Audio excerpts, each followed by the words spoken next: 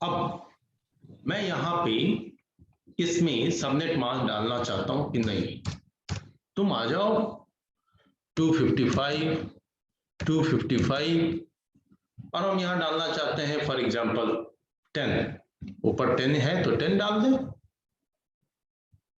कुछ भी, ठीक है। अब अगर ऐसा करके हम ओके करेंगे तो क्या होगा, बताएगा नहीं हो सकता है। देखिए इसी के जगह पे अगर हम यहाँ पे 128 डालें, ये एक्सेप्ट करेगा। अगर इसके जगह पे 128 के जगह पे 129 भी डाल दें तो ये एक्सेप्ट नहीं करेगा। लेकिन अगर हम 128 के बाद में 192 डालें तो इसको एक्सेप्टेड है। तो कुछ फिक्स ऐसा क्यों वैल्यूज सर? हैं, क्योंकि यहाँ पे सबनेटिंग और वीएलएसएम का कॉन्सेप्ट है, यहाँ पे तोड़ा गया है आईपी एड्रेस को, इसीलिए तो आप नहीं यूज कर सकते। आपको इसको समझना है तो आने दीजिए, आपका एड ऑन पेपर सिस्को इसीलिए ना एड ऑन पेपर रखा गया है कि जो चीजें आपको लगे कि हाँ ये चीज भी जाननी चाहिए वो सब है जो आपको एडवांस नॉलेज देती है। वैसे आपकी डेटा कम्युनिकेशन के क्या हो गया आकाश? कुछ नहीं सर। यस सर, कुछ नहीं, बोलिए। ओ भाई था सर, छोटा वाला। अच्छा गणी, वैसे फिर भी दिल करे तो थोड़ा सा पढ़ लेना, गूगल कर लेना, अगर बहुत इच्छा हो तो बोलना, मैं नोट्स भेज दूंगा अपना, उससे पढ़ लेना सीसीएनए वाले बच्चों का, ठीक है? भेज दीजिएगा सर, और ये भी भेज दीजिएगा। ये तो अभी भेजेंगे, यस सर। इसको जरा कंप्लीट तो कर लें, इसको कंप्लीट कर लें फिर भेजते हैं। सीसीए सर जो बोल रहे भेजने को वो भी भेज दीजिएगा सर, सीसीएन वाला। वो सिर्फ उतना ही पार्ट भेजूंगा आईपी वाला। सर उतना ही भेजिएगा। क्योंकि देखो हर आदमी का अपना अपना अभी बिगनिंग है, अभी आपको आईपी समझना है, अभी तो आपने एक नेटवर्क भी फॉर्म नहीं किया है कि यार ये आईपी कैसे यूज होता है। इवन कि आप अपने विंडोज मशीन पे, फोन पे, कहीं पे भी खुद से आईपी नहीं डाले होंगे मेरे ख्याल से, जहां तक लगता है। कितने बच्चों ने खुद से आईपी डाल करके नेटवर्क एस्टेब्लिश किया है?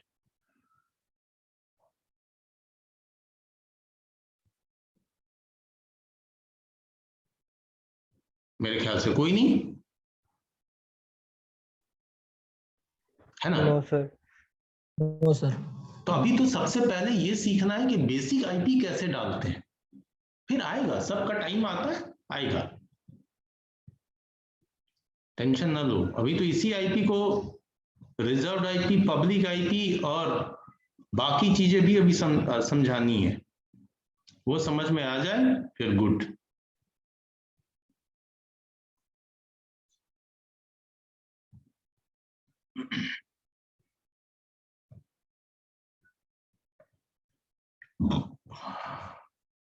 अब देखो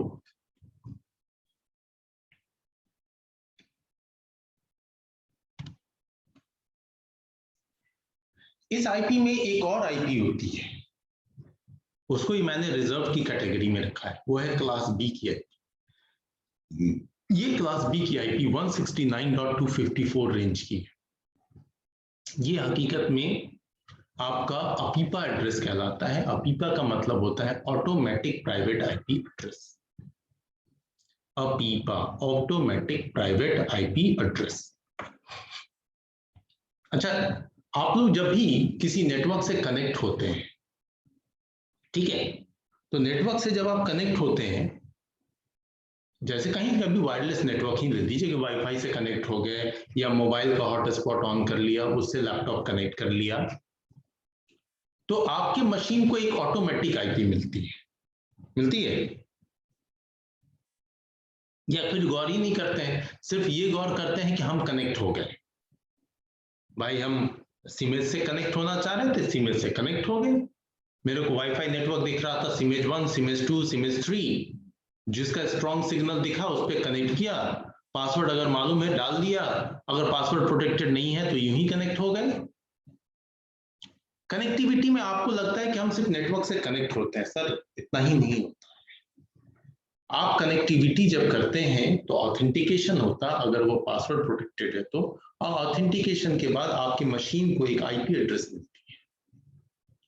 ये आईपी एड्रेस जो भी आपको सर्विस प्रोवाइड कर रहा है वाईफाई का, जिस मशीन से भी आपको सर्विस मिल रही है, उस मशीन पे एक सर्विस रन करती है डीएससीपी। डीएससीपी का मतलब होता है डायनेमिक होस्ट कॉन्फ़िगरेशन प्रोटोकॉल। ठीक है, डायनेमिक होस्ट कॉन्फ़िगरेशन प्रोटोकॉल। इस में आपकी मशीन को अपने आप ही एक आईपी मिल जाती है, क्योंकि जो डीएससीपी सर्विस रन कर रही है उस सर्विस पे एक आईपी का रेंज डिफाइन करके दिया हुआ है कि अगर कोई भी नोड कनेक्ट होना चाहता है तो इस रेंज में से एक आईपी दे दो। ठीक है, अब इसका एक एग्जांपल देखिए कैसे।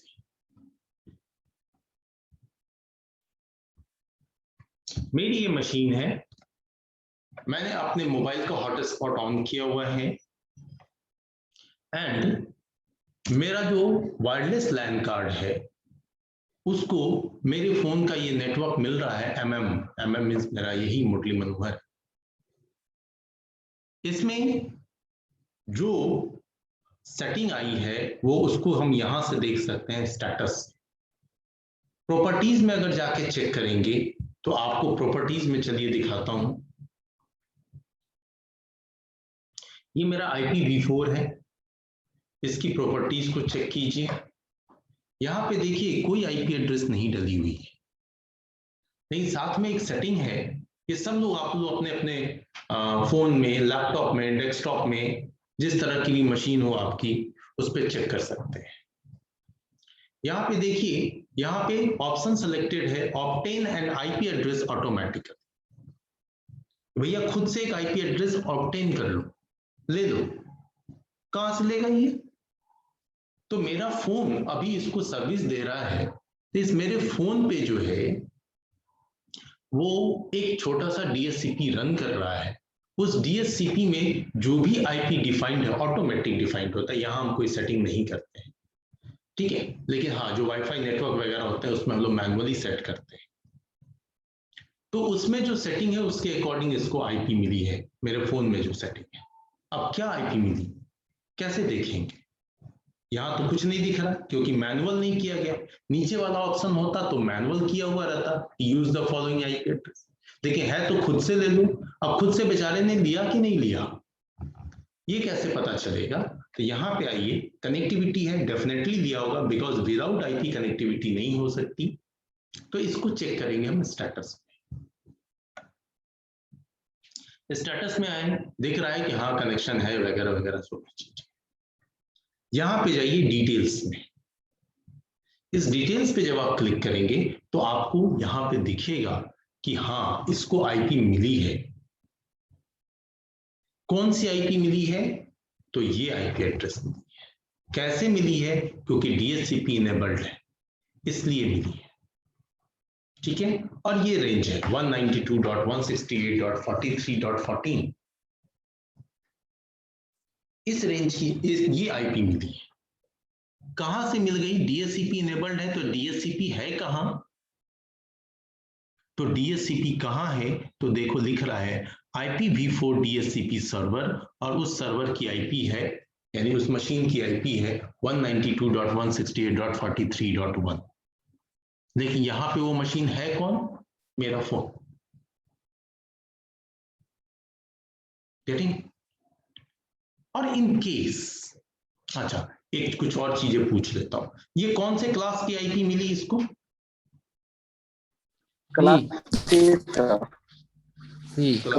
Class C. Yes, class C की आईपी मिली है। साथ में यहाँ पे कुछ चीजें और भी दिख रही हैं कि जब डीएचसीपी ने आपके मशीन को आईपी दिया है, हाँ यानी कि इस फोन ने ही आईपी दिया है मान लो, तो आईपी दिया तो उसके साथ एक सबनेट मास्क भी दिया। सबनेट मास्क क्लास सी के अकॉर्डिंग है? Yes sir. गुड। और साथ में देखो नीचे लीज टाइम दिया है। आज मेरी कनेक्टिविटी जो है 26 अप्रैल है, आज 26 अप्रैल को 9:31 में हुई है एंड ये 26 अप्रैल को ही 11:01 में डिस्कनेक्ट हो जाएगा 11 बजे। ठीक है, अब ये क्या कहलाता है? लीज टाइम कहलाता है। आप यही कंप्यूटर पे सेटिंग देखेंगे तो बाय डिफॉल्ट वायरलेस नेटवर्क के केस में 8 आवर्स, वायर्ड नेटवर्क के केस में आपको दिखा सकता है 8 डेज, 24 आवर्स। जैसा आप सेटिंग करें उतने टाइम के लिए आपको आईपी मिलेगा।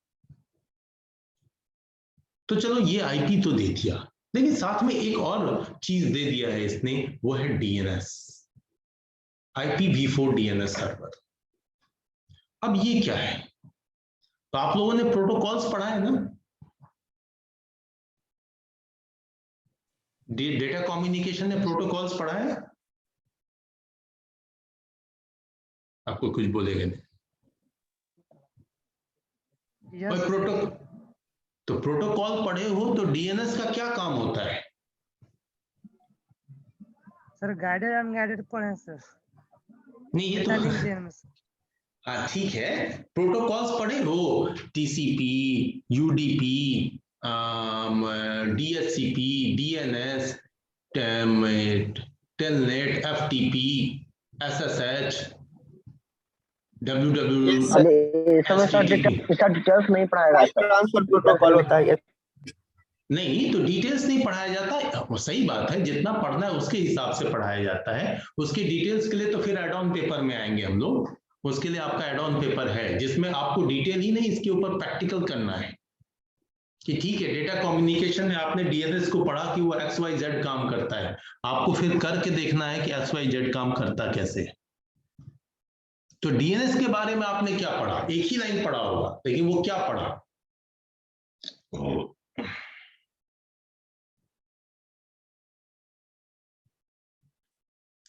सबको जो बहुत गर्मी, टेम्परेचर 40 डिग्री अभी चल रहा है, इसमें गांधी मैदान में परेड कराना चाहिए। अच्छा एक बात बताओ, कोई भी प्रोटोकॉल पढ़े हो, कोई भी जिसके बारे में तुमको आइडिया हो? कोई भी प्रोटोकॉल, एक protocol. Yes sir, FTP sir, file transfer protocol. Sliding window is a technique यार। हाँ, वो आपको डेटा लिंक लेयर पे यूज होने वाला टेक्निक है एरर को कंट्रोल करने के लिए। Yes sir. है, मैं उसकी बात नहीं कर रहा हूं, मैं पूछ रहा हूँ प्रोटोकॉल बता रहा है sliding window.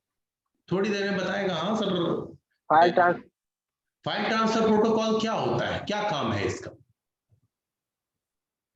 Sir file transfer protocol में वो होता है ना कि जैसे जो साइज रहता है सर सब का, उस साइज में हम जैसे टेक्स्ट हो गया, इमेज हो गया, ऑडियो हो गया, वीडियो हो गया, ये सब मेरे सब जैसे फाइल हो सकता है, इसमें सबका एक बिट पैटर्न होता है कि सर इतना ही भेज सकते हैं, ये इतना मैक्सिमम साइज होता है, या इतना पिक्सल का ये ऐसे बनता है। बच्चे ये फिर आप आ गए कि डेटा ट्रांसफर कैसे होता है। FTP is a protocol by which we can transfer data from one node to another node. Yes. वो फाइल ट्रांसफर के लिए यूज होने वाला प्रोटोकॉल है। सिंपल डेफिनेशन इतना ही है।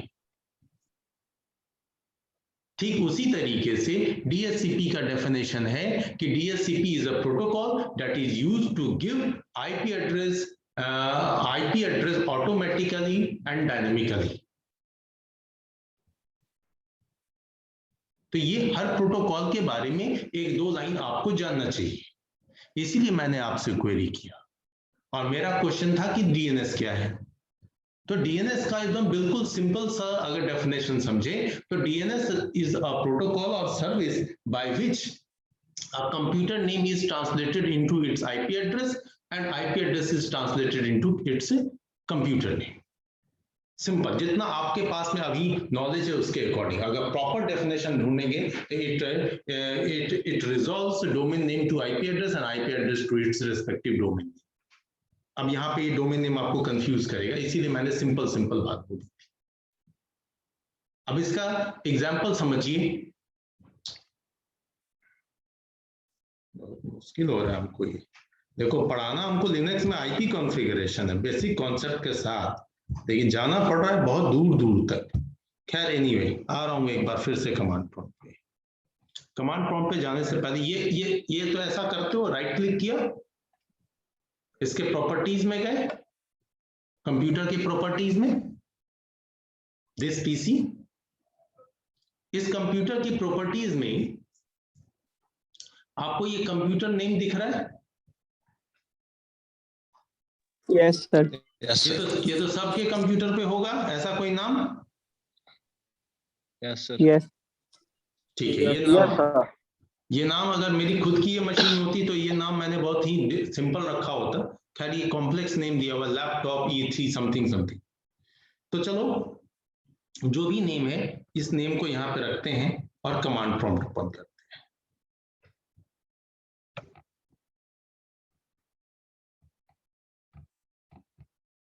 ठीक है,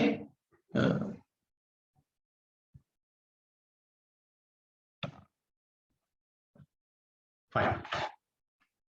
अब देखो यहाँ पे ip config हम कमांड चला सकते हैं।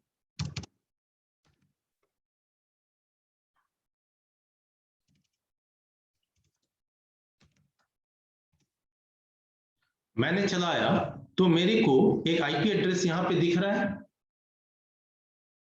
यही आईपी एड्रेस मिला हुआ है ना वायरलेस एनआईसी पे। Yes sir. Yes sir.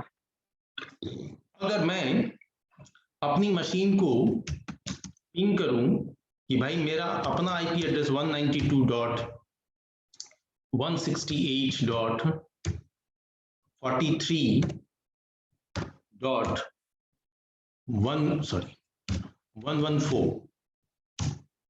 तो रिप्लाई मिल आ रहा है मेरे पास कि हाँ आपका कंप्यूटर रिप्लाई दे रहा है इस आईपी एड्रेस से। ठीक है, अब बारी आती है कि मैं अपने कंप्यूटर को पिंग करने जा रहा हूं इसके नेम से। तो नेम क्या है? लैपटॉप E3Q2K6 OE है या 0 E है ना? OE ये मेरा कंप्यूटर है, नेम है, मैं इससे एंटर कर रहा हूं। अच्छा, ये एक आउटपुट दिया IPv6 में, क्योंकि ये जियो है ना, IPv6 पे काम करता है। कोई बात नहीं, एक -4 लगा दिया। I am getting reply. Reply पहले भी आया था, लेकिन यहाँ पे फिर मेरे को IPv6 में ले जाना पड़ता आपको। यहाँ पे भी रिप्लाई आ रहा है सर तो यार मैंने सर वहाँ पे TTL 128, हाँ वहाँ पे TTL 128 क्या बता रहा है? TTL का मतलब क्या होता है? वही तो पूछ रहे हैं सर।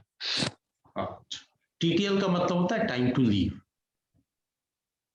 यानी कि ये पिंग कितने देर बाद आया आपके पास। ठीक है, कितना टाइम लगा? 128 है, बढ़िया, गुड। ये वैल्यू आपको 0 से 256 तक होती है।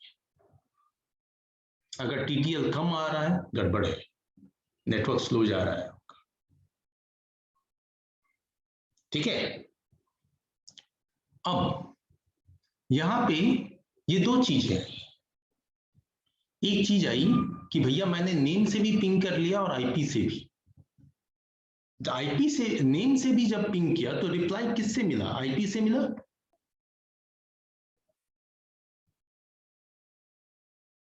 नेम से पिंग करने के बाद आईपी से रिप्लाई मिला यहां सामने। Yes sir. Yes sir. तो आखिर कोई ना कोई तो है जो नेम को आईपी में रिजॉल्व कर दे रहा है।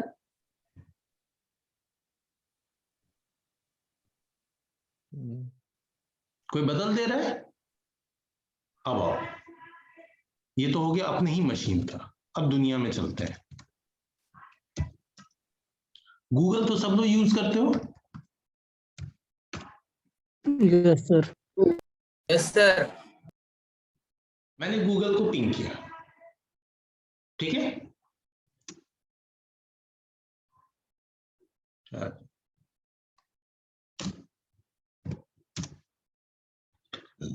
आपको रिप्लाई मिल रहा है?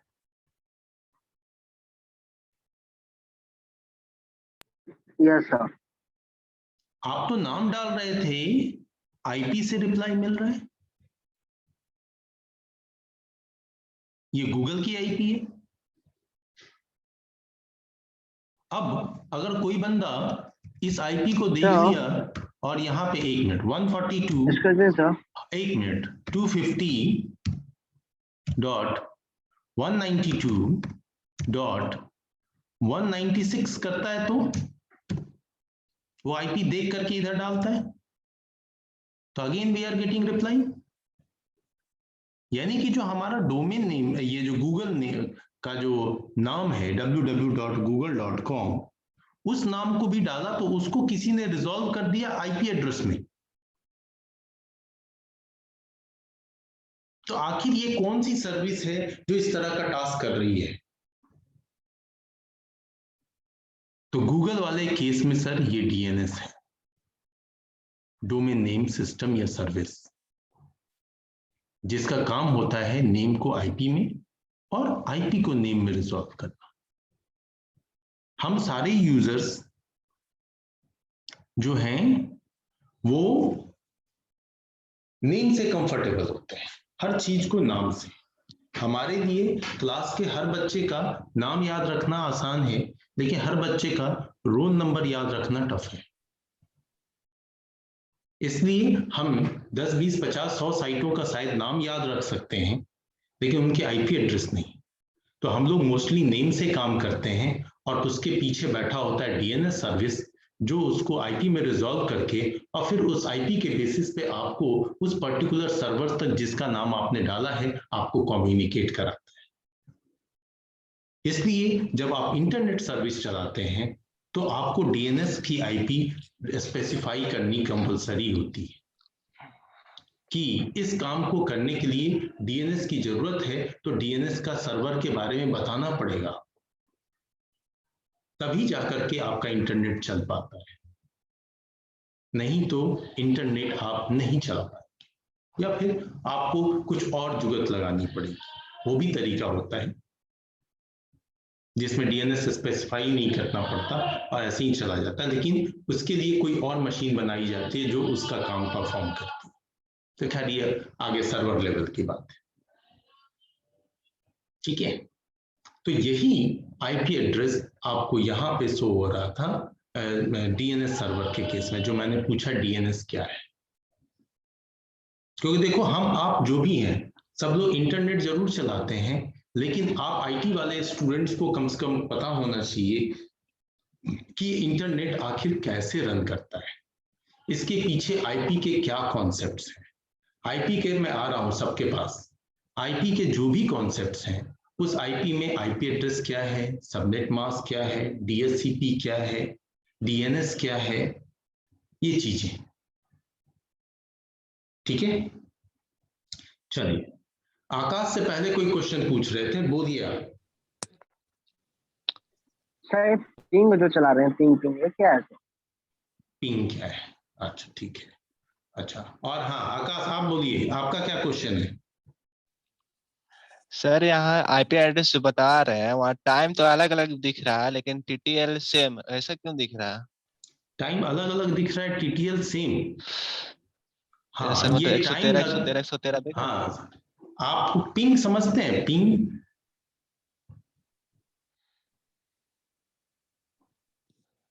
नहीं सर। ठीक है। आप दोनों जन का क्वेश्चन ओवरऑल पिंग से रिलेटेड है। पिंग का मतलब होता है पैकेट इंटरनेट ड्रॉपर। ये एक ऐसी सर्विस है जो कनेक्टिविटी को चेक करने के लिए यूज होती है।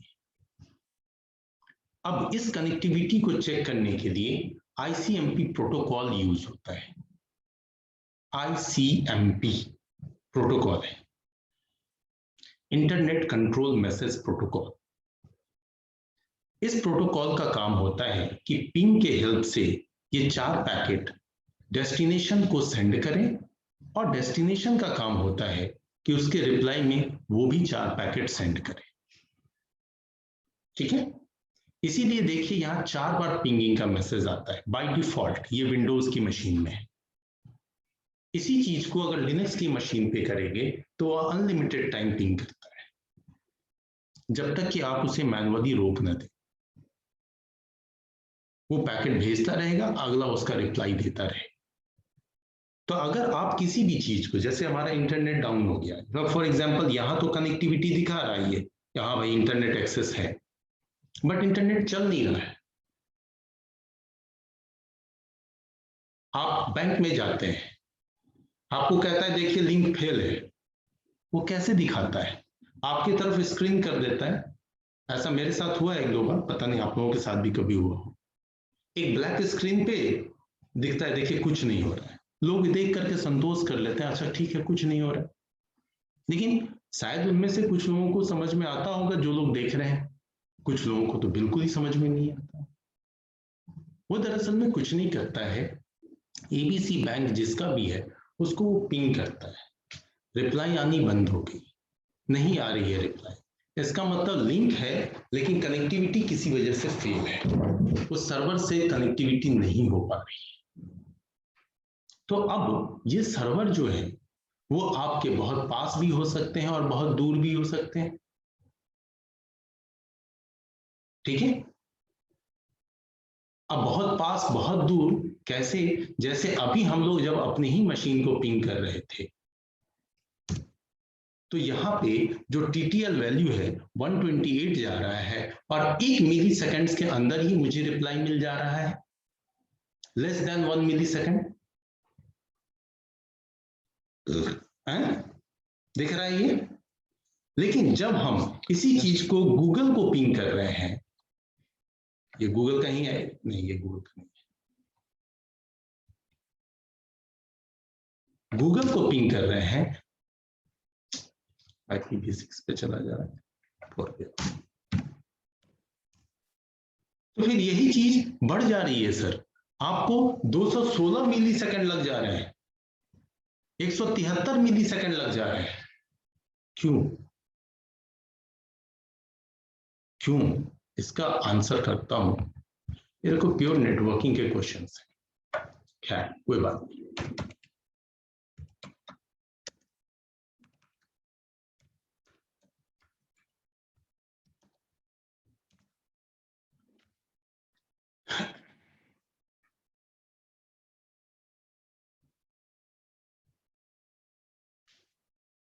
आप तो देखिए, एक मिनट मेरे को कंट्रोल सी करने दो।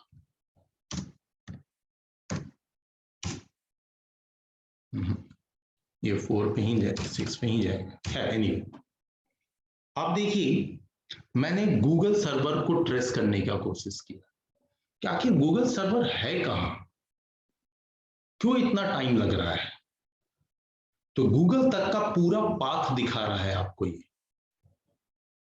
कि भाई इस पाथ से होता हुआ जा रहा है आपका गूगल को ढूंढने, यानी गूगल आपके नेटवर्क से काफी दूर किसी नेटवर्क में बैठा है।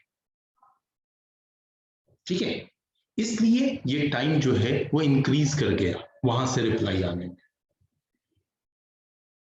तो आप अपनी ही मशीन को या अपने लोकल नेटवर्क के किसी मशीन को पिंग करते हैं तो बहुत कम टाइम में आपको रिप्लाई आ जाएगा,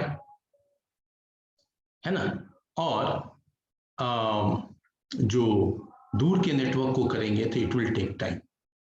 ये पूरा पाथ ट्रेस करके बताने में अभी इतना टाइम लग रहा है इसको।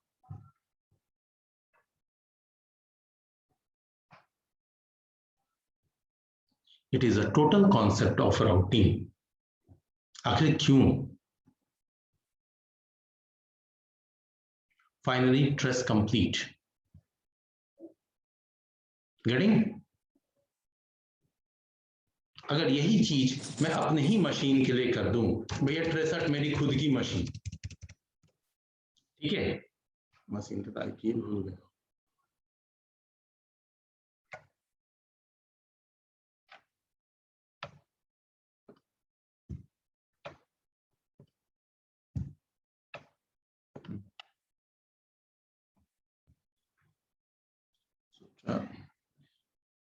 क्या था आईपी जी? लैपटॉप ये था ना।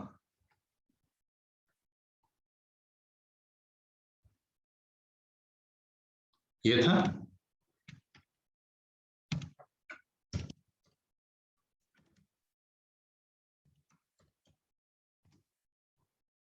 घर से रिप्लाई आ गया आपके पास, आपकी खुद की मशीन थी, लेस देन 1 मिलीसेकंड आपको रिप्लाई मिल गया। आप समझे? दो जन, दोनों के क्वेश्चन एक ही थे। Yes yes sir. ठीक है, तो आप जब भी आपको इश्यू आए आप पिंग यूज कीजिए, इसी पिंग से आप काम करें।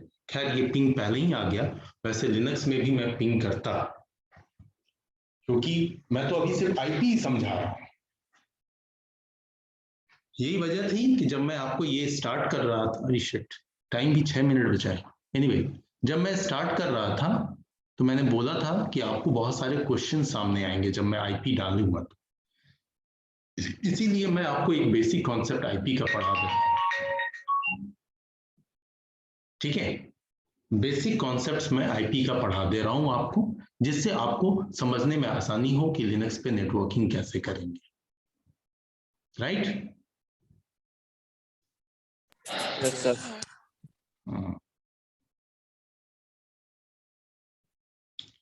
चलिए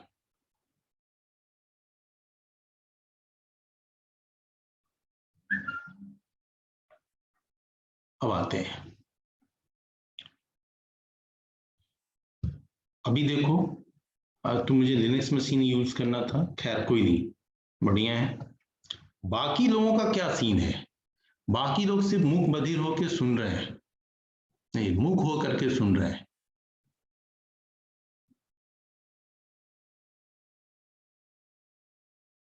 या तो बाकी लोग इसमें परेशान हो रहे होंगे कि पता नहीं है क्या क्या क्वेश्चन राइज हो रहे हैं।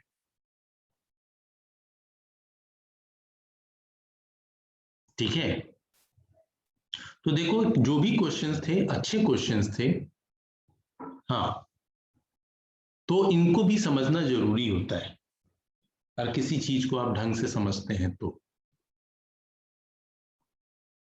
ठीक है, खैर आज के लिए इतना ही, क्योंकि बाकी लोग साइलेंट बैठ गए हैं। ऐसा तो नहीं कि आप लोगों को दिक्कत हो रही है, बाउंस कर रहा है? नहीं सर। सर इस मशीन में नहीं।